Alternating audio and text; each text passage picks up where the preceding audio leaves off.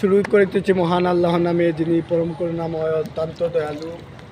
আর সিলেট সহ বাংলাদেশের মানুষের কাছে একটি মেসেজ দিতে চাই যে 2022 সালে উজানের পাহাড়ি ডলে যে ইন্ডিয়ার যে প্রাণীগুলা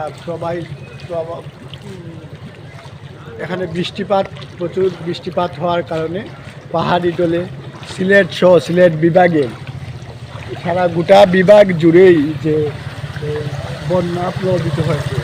তার মূল কারণ হচ্ছে যে চেরাপুঞ্জিতে প্রচুর পরিমাণের বৃষ্টির কারণে পাহাড়ি ডলে আর সিলেট সুনামগঞ্জ সহ সিলেট বিভাগের বিভিন্ন জায়গা আজকে প্লাবিত।